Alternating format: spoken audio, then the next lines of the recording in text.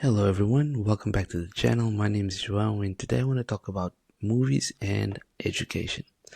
So, earlier this year, me and my girlfriend decided to watch this movie called The Mona Lisa Smile. It's a very weekend kind of movie where Julia Roberts is a progressive art teacher in 1953 at an extremely conservative woman-only college. Okay? And the movie makes a great case for the role that a teacher can play in a student's life. But the thing that I want to talk about is the very quick yet pressing criticism on the current model of education. And I've been working on this field for like 10 years now, and it's true, I'm getting old, but I'm always looking to find examples in popular media that showcase how wrong education is.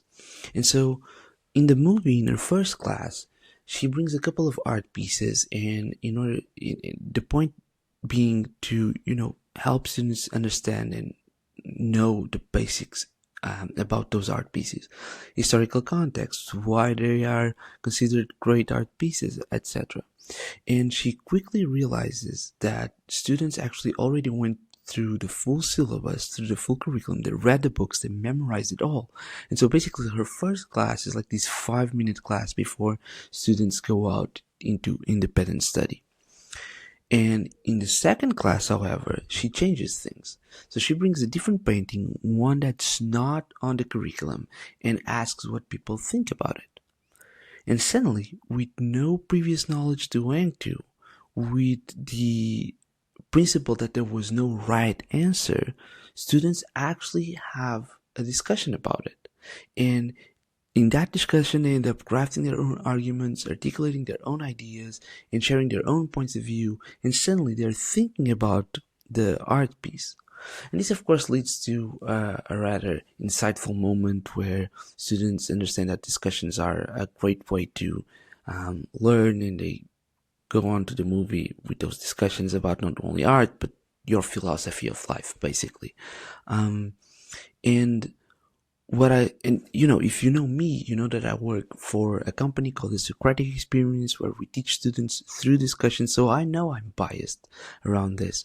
But the truth is, what I loved about this example, even more than the fact that it favors discussion as a way of teaching, is that illustrates two very different things that usually we associate with education. In the first class, it brings to mind ideas of memorization, and in the second class, it brings to mind ideas of thinking. Now, our notion of education is so tainted, so corrupt, that when we think about learning, for a lot of people, really a lot of people, memorizing comes before thinking. The first class is a much more common picture in people's minds than the second one, which is preposterous. This is ridiculous. Think about it. When it comes to education, we first conjure images of things that monkeys can do, which is basically memorizing and giving you the right answer, instead of the actual faculty that allows us to build a society, which is thinking. And this, of course, makes me feel like we need to change education. And just look at AI right now. I was recently invited to write a small piece for a journal around government Portuguese government banning phones in schools. And I think that that's not the solution at all, first of all. But second, AI has come to revolutionize the world and education included, of course. And we students have all of that knowledge in their fingertips. So in terms of education, it it no longer is enough to just prepare a class where students are supposed to memorize something and answer questions based on that, because they have all of that knowledge in their fingertips. So what you need to do if you want to design a great learning experience is to make sure that whatever information that they get from ChatGPT is either obsolete, meaning it's not relevant because they need to craft their own argument. So, or if it's not irrelevant, it's just students and teachers watch them, that knowledge from ChatGPT or from AI, as building blocks for something bigger.